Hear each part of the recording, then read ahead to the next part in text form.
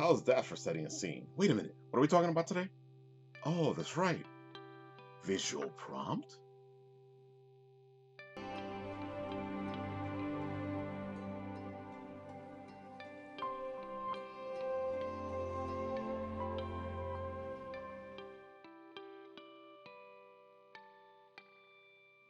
Well, hello there, Apple Bites. This is your Apple Bite, Rafael Tavares, talking to you straight from our show here, The Written Writ. A show where you and I and you take a journey together to become better writers.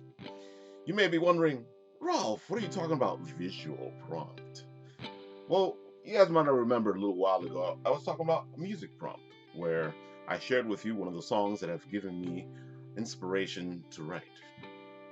Now, of course, we all know what a writer's prompt is. A writer's prompt is a tool we use to get us writing, and that's why I use the music to get myself writing. And now, with the visual prompt, well, let me tell you something. I look at things and I see a scene. That's the way I write. I see a scene and I'm trying to write this scene into existence. It's the same thing when I do photography, because I am an amateur photographer and I love to take pictures. And what happens is that I'll see something that looks to me like a scene, a moment that I should capture, and then write a story about it. Or it's just a moment in my head that relates a story that I am thinking about at that moment. And that's what I'm talking about when I say you take it and write a scene, because I am thinking always in scenes. I see a picture, I'm thinking a scene. I hear music, I'm thinking about a scene. I look, I write, I am thinking about a scene. You understand what I'm saying? So now, what I'm going to do here is I'm going to show you which pictures I took personally. I could have done it another way, but I'll take it with the pictures that I took personally. And I actually put this stuff up on the Bitten Apple TV fan page on Facebook. So if you want to do, you can check that out. Or you can always go to dranex.tumblr.com. That's dranex.tumblr.com. And I will be putting all this stuff up there so you can take a look and check it out. All right? So let's get to it. Here's the first one. She waited by the water, and every person that passed by her put her on edge. He was here somewhere, in the peace of this picturesque night. The breeze tried to lull her into a false sense of security as it washed over her, caressing her, hugging her. Her heart felt like it was running a marathon as it slammed against her chest, trying to escape. Someone sneezed. She almost took his head off with a powerful punch. The man ran down the pier as fast as he could, trying to get away from her. The sound that the missed punch made, as it was inches from his face, still swimming through his ears. The trickle of blood gliding down his cheek, almost like a confirmation for this decision to run. The voice comes from nowhere as a figure steps from the shadows. Hello, Rain. Have I made you nervous? It exits his smirking mouth, dripping with pure, unadulterated mischief. Okay, simple scene. You may be telling yourself, but Ralph, we saw that a couple of weeks ago. We saw that before. Well, yeah, that is true. I used it for my villains, heroes, and supporting characters. But this is where it came from originally. I did that picture, and I said that story. And see, that's what I'm talking about, a visual prompt. Sometimes all you need is something to get you writing. It could be as easy as finding a picture that motivates you, that gets you to just write or start thinking, imagining, storytelling. That's all that matters. You want to be able to write, and this is giving you the ability to write. You use it and you create a story around the picture you have, or the music you have, or the writer's prompt that's been given to you. There's so much stuff you can do to get yourself writing. Now, upon finding the unique bottle of soda, little did our hero know that it would change his life. He did not realize when he cracked it the mystical energies he unleashed. His mind was elsewhere when he brought the bottle to his lips. He did not notice the mysterious green smoke being emitted from the mouth of the bottle.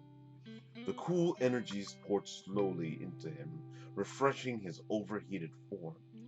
After taking a long pull and the legendary liquid cascading down his throat and into him, he fell to the floor.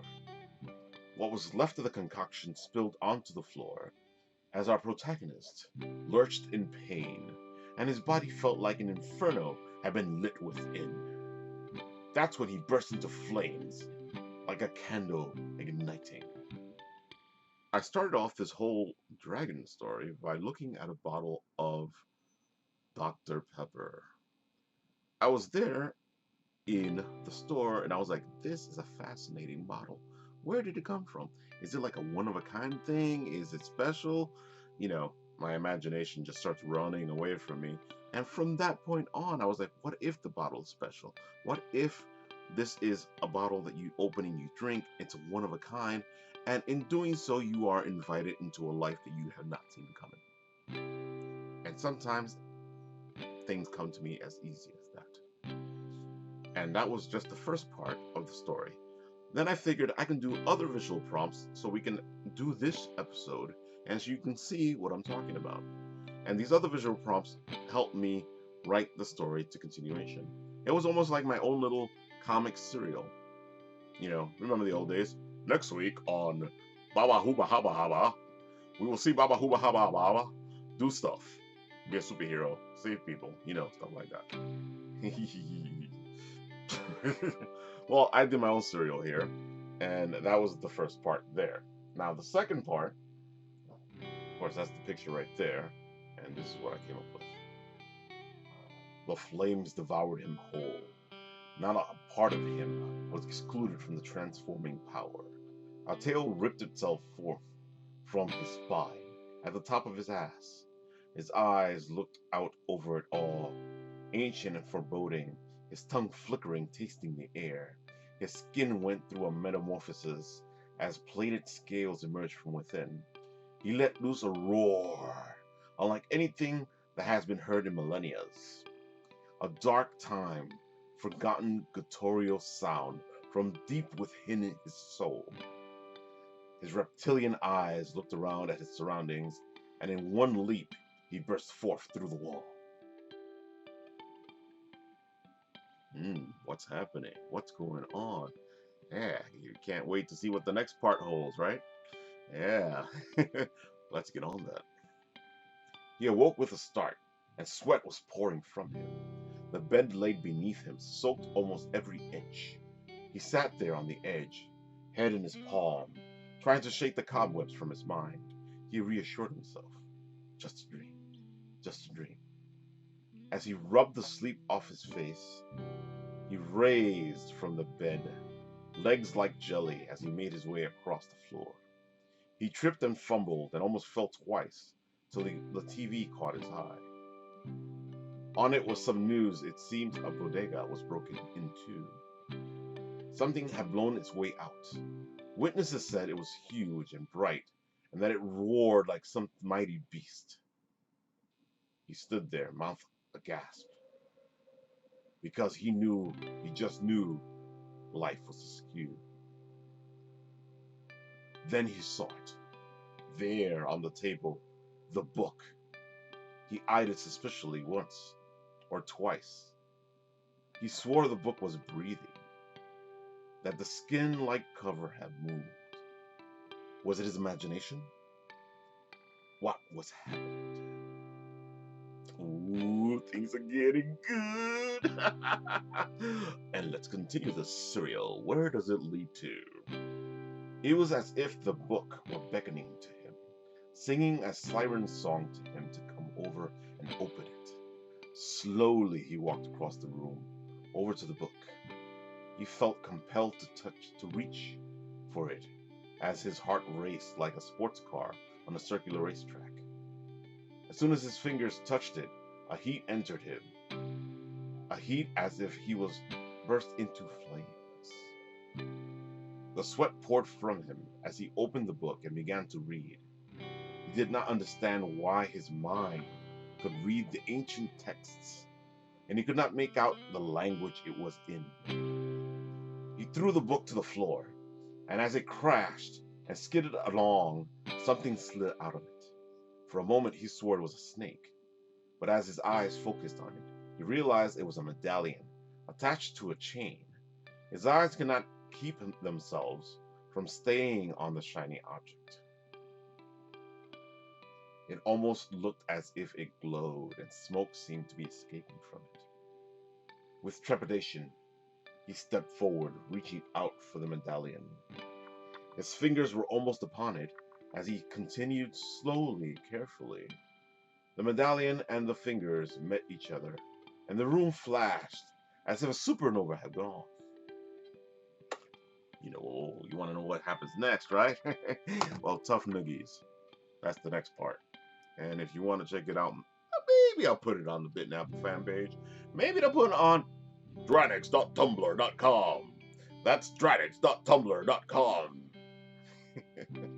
Well, I hope you guys liked this little escapade of pictures. That sounds good. And you can see what I'm talking about, visual prompts. Use them. They're great. Even if you're just looking at something while you're walking down the street, that's enough. Write about it. And I hope this has been of help to you. And with that, I bid you adieu. Alright, Apple Bites, I hope you liked the episode. It was thrilling, it was fun, it was a blast. And you know you want to give me thumbs up because those pictures were excellent. And the storyline was fantastic. And you know you want to comment down below and share your stories, or share your pictures, or share your pictures of the stories. Well, you know where I'm going with this. And why not, while you're all at this, take a bite out of the apple and subscribe. You know you want to. Just take a bite out of the apple, become an Apple Bite, and subscribe. With that, I say, until the next time, this is Rafael signing off.